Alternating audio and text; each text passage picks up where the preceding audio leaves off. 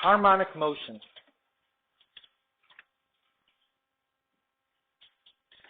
Right? Right. Harmonic motion is useful for describing the motion of a point on an object that vibrates, oscillates, rotates, or is moved by wave motion. This is the picture from the book, obviously. So imagine you've got a ball, which is on a spring, which is fixed. It's hanging from a spring. This is fixed up here. If you pull the ball and let go, what's going to happen to the ball? It's going to go up, and it's going to go down. And it's going to go up, and it's going to go down, right?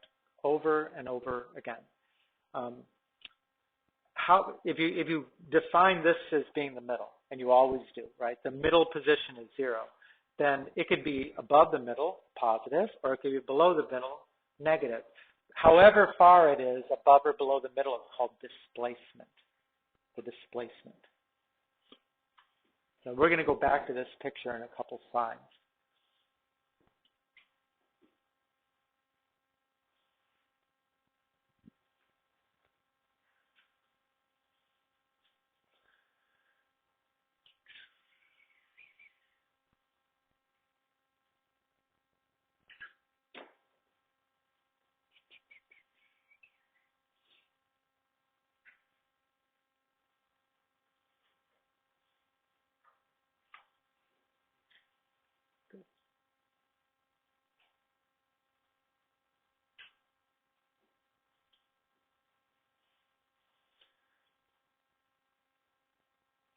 Good?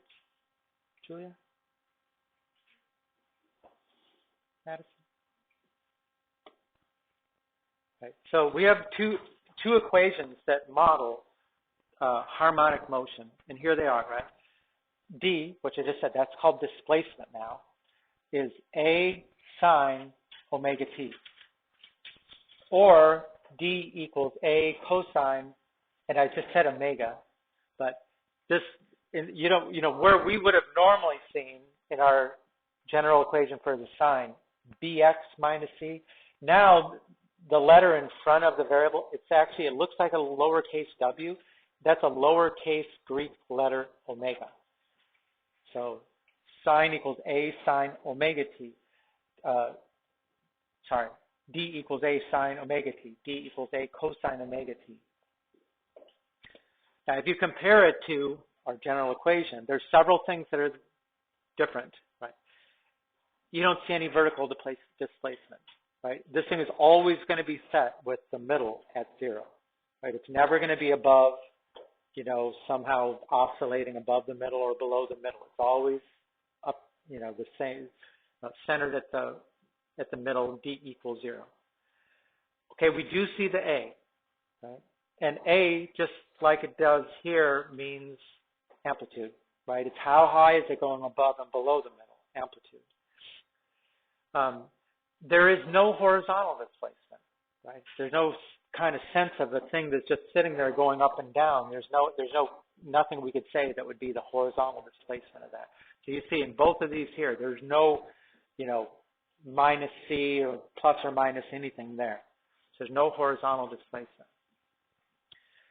Okay, now the omega still is the way we're going to calculate period, right? We were saying in this one, we said period is 2 pi over b.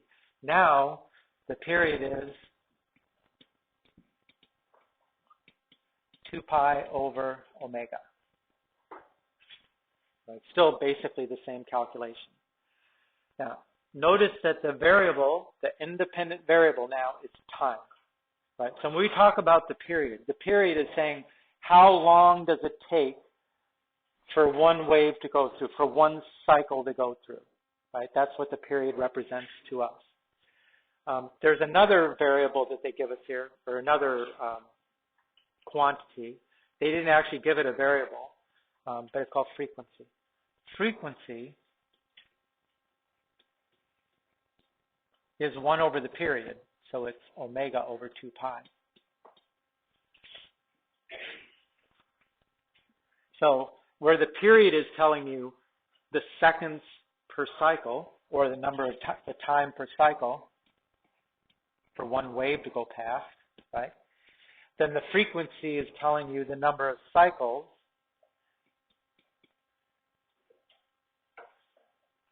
right? The number of cycles per second or per period of time. So for example, if I've got two waves that are traveling at the same speed, one of them has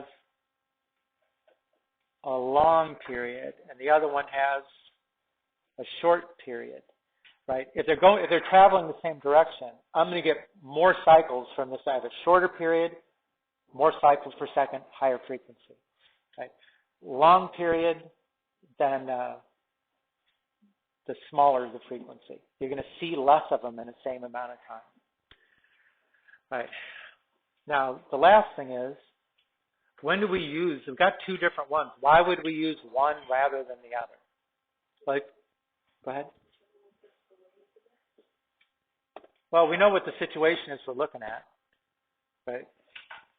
This is the picture that we use to describe the harmonic motion. But remember, what do we know about the sine function? What is the value of the sine function at 0? When time equals 0, what will it equal?